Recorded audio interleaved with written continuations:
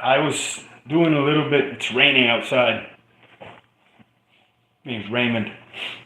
I'm a mechanic. I'm also a poet. I just think a lot. One of the things that I do when I train, I love boxing since I was a kid. My mom got me into it. She was a fan of Cachucle. Puerto Rico, we called them Cachucle, Cassius Clay. And later on became Muhammad Ali. In Puerto Rico, old school people call them Cachucle. But I was thinking, and I put my gloves on, and I was just, I got my tension and also to keep my feet together. But I started saying, what if I start throwing punches against one side or the other while I'm in position to defend? And the reason I put it for the Charlo brothers is because last fight I heard Jamal, he's been struggling with mental health issues. For a long time I've fought depression and anxiety. This is one of the things that helps. It really does. Exercising, whatever it is. It releases endorphins and stuff like that, but I'm not a scientist, but from what I've read. But last fight, it was a tough fight against Benavides. Great fight. After the end of the fight, they interviewed Charlo, and he, apparently there's something going on between the brothers. And I was just thinking how identical twins, they come in the same placenta. And as far as I understand it, they have the same DNA, which is, imagine that. They're one person. They really are. They're two people, but they're one people. And think about that for 1 second. There's another you. Now, you're individual, they're individual, but yet they're the same blood. I mean, like identical. And I've seen programs where identical twins have abilities, and everybody knows I'm not religious, I'm not superstitious, none of that stuff. That doesn't mean that I understand everything. I've seen things in my life that I can't explain. Okay? So, many people have. The older you get, the more stuff you see. But some identical twins, I've seen them in programs where one of the twins goes to one end of the crowd and the other one goes to the other end of the crowd. They're able to see stuff from people, and I don't know if they knew in advance, but it's just too accurate for them to be able to read that stuff and to know exactly word by word what's coming out of the other identical twin. And the reason I don't know why I started thinking about the Charlo brothers. They're identical twins. They grew up and came from the same placenta. They're the same blood, the same DNA. And I guess the reason I started thinking about that is because I've never done this. So I call it self-boxing. And I'm all sweaty, but when I started, I just do it. I play Afro-Antillian music, rumba, plena, bomba, a lot of percussion, Caribbean, Afro-Caribbean music for my Afro-Caribbean roots. And I started thinking when I was just, doing my movements and doing 1, 2s and 3s and, doing uppers and everything, just punching the air because it started raining outside. I got a little punching bag in the back. I don't hit heavy bags anymore. I got just a reflex bag. But then it's like, I started doing self-boxing where I hit different punches against the other glove without moving the other glove or meeting the other one, just punching. And punching yourself, your other glove, I started pouring sweat. Okay? And because I was trying to maintain form, and I guess since I was fighting myself, it came to me that when the Charlo brothers, or I guess there's some type of difference or some type of family situation, that's gotta hurt because imagine that you're fighting yourself, or you are having some type of, you know, uncomfortable things against yourself. So, and a lot of people don't understand. If you listen to old boxers that have been through a long career and everything, most of them, you listen to them, it's like, is this guy a philosopher or a fighter? And the reality is, that's why they call it a martial art. They're artists. They really are. You're expressing yourself. You're expressing your definition, your interpretation of a certain punch.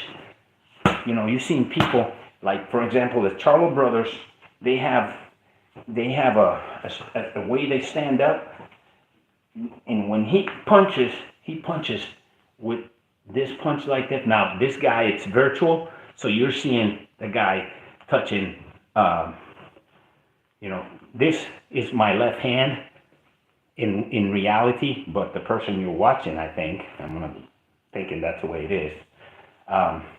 This is, I'm not a southpaw, but this is my left hand.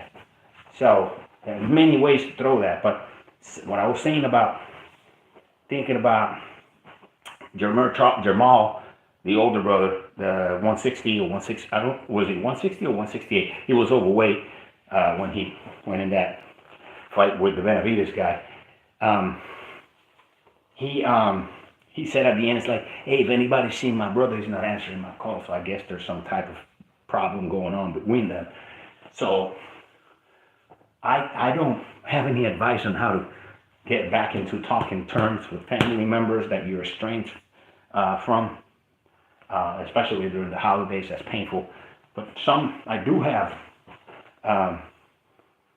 some type of experience with acceptance in things that you can't do anymore after my surgery. I can't hit a heavy bag like I used to because I get inflammation. So you have to modify. So I guess you can apply that to your life and to boxing, sports, work, whatever you do. So modifying is not like just because you got old, just because you're hurt, just because you're in a spat, or you have some type of situation with a loved one, or whatever it is, doesn't mean you have to stop living. That doesn't mean, like I was telling my son, he was going through a breakup, his first big breakup, you know, he's 18 and stuff like that. And it's like, I was telling him, it's like I went through a lot of those. I mean, personally, I've been with a lot of women. Since I was young, I was really good looking when I was young, and I was I had a wandering eye. I couldn't, stay with one. Very few times, but every time there was one that I really, really loved, and that hurt when it ended.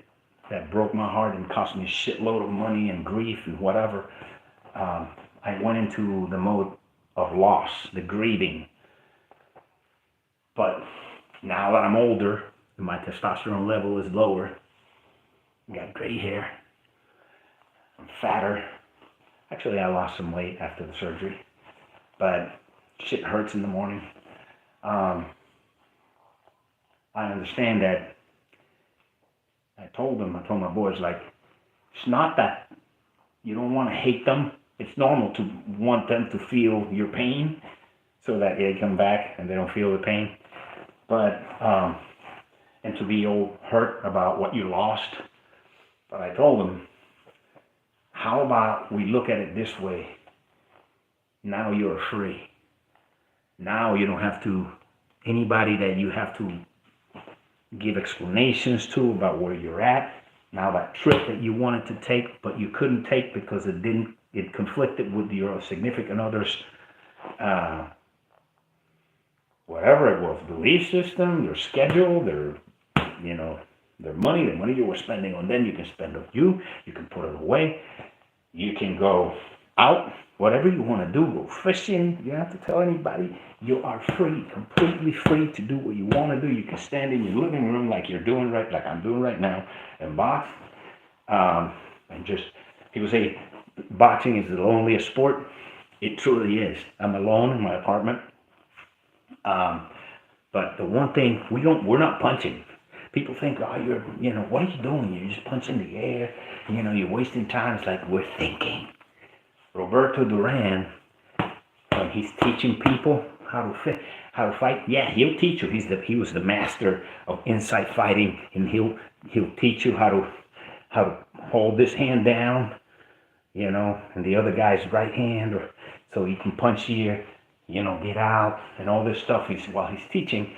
Well, I saw him teaching that to, I think it was Sergio Mora or something like that. And then after he was done teaching him the insight tricks, he said, okay, punch, deliver this, and stand back. Biggest thing, he said, think. Now you think. That's what we're doing. Yeah, you're doing your exercise, sweating a little, but what you're really, really doing is thinking.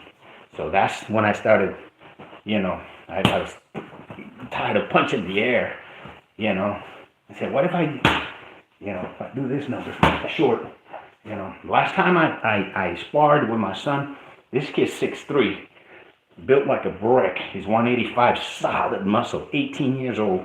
He kicks like a fucking mule. This kid, he has to hold back. I tell him, hold back. I got fucking work tomorrow, kid. I'm trying to stay alive a few more years. Don't kill me. This kid catches me, he'll fuck me up. But excuse my French. But I noticed, like, Dad, we were in the clinch, and he made a mistake, and he lowered his right hand a little, and I was able from the clinch to get him 3 times with headgear on, and so there's the self-boxing. So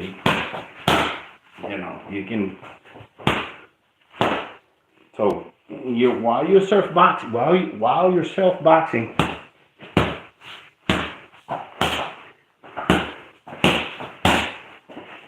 you're also moving, and you'd be surprised how, and you come back into position.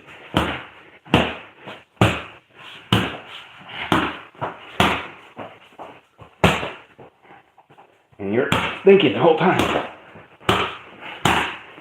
like the other guy's in front of you, and he's coming back. So that's why you're holding this hand here and punching at the same time. See, you can variate.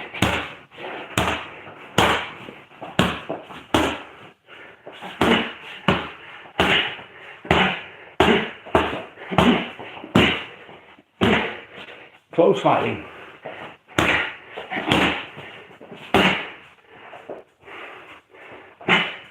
You can mix it up.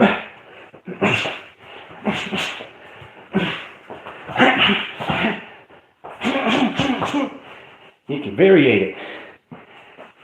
And come back again.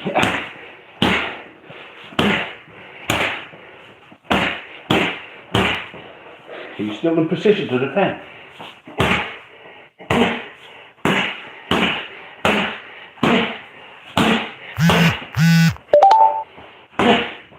That's self-boxing. And it's really good for cardio. All right, take care. Happy holidays.